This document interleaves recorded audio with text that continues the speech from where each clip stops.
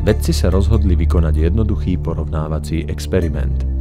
Výsledky diagnostiky pokusnej osoby pani Zlatice budú porovnávať s výsledkami diagnostiky jahodového kompótu. Pričom vstupné dáta, meno, pohlavie a vek ostanú rovnaké. Pri vpisovaní vstupných údajov si však Oliver všimol zvláštnu vec. Softvér Metatronu ponúkal možnosť pri výbere roku narodenia diagnostikovanej osoby scrollovať smerom nadol až do 19. storočia. V rámci malého pokusu teda vyskúšal, kam ho až softvér pustí. Napokon posledný možný rok narodenia bol až 1752. Z čírej zvedavosti Oliver nastavil pani Zlatici tento dátum. Keď chcel spustiť diagnostiku, stalo sa niečo zvláštne. Metatron začal komunikovať.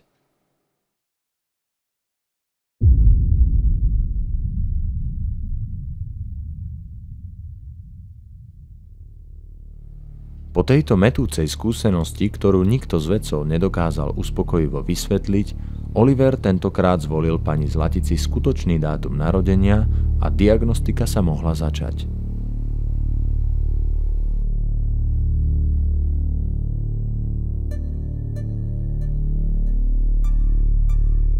Po niekoľkých minútach sa diagnostika končí.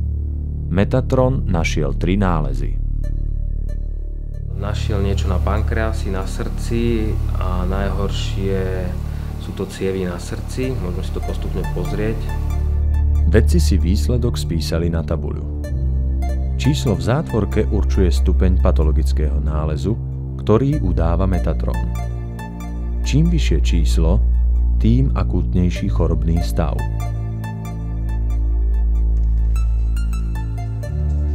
Následne Oliver vymení pokusnú osobu, pani Zlaticu, za jahodový kompót, pričom vstupné dáta ponechá z predošlého merania. Ak Metatron naozaj robí spektrálnu analýzu magnetických polí, výsledky by mali byť diametrálne odlišné.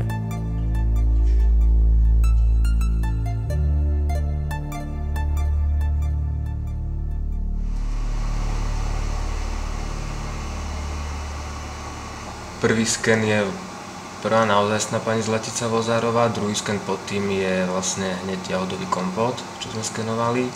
Čiže vidíme, že tu je rovnaké. Znova našlo pankreas.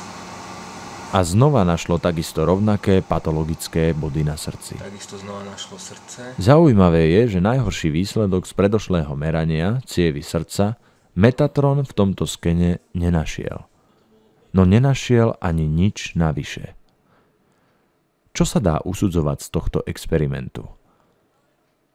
Je možné, že frekvenčné odozvy z organizmu pani Zlatice sa takmer zhodujú s odozvami z jahodového kompótu? Keď si predstavíme napríklad EEG, keby sme merali EEG mozgu, dostaneme určité údaje, a keď zmeráme EEG jahodového kompótu, takisto dostaneme nejaké údaje, ale tie údaje by mali byť diametrálne odlišné, pretože predsa signál z mozgu je úplne iný ako signál z jahodového kompótu, čiže podobné sme čakali aj tuto. Na počudovanie sme zistili, že ten signál ide asi veľmi podobne ako signál z človeka z toho jahodového kompótu, čiže je tu indícia nejaká, že prístroj funguje na nejakých algoritmus, ktorí proste rátajú tie ochorenia na základe vstupných dát a na základe toho, čo prístroj reálne meria. V ďalšej časti budú vedci porovnávať subjektívne aj klinicky potvrdené zdravotné problémy Alexandry s výsledkami Metatronu. Budú sa zhodovať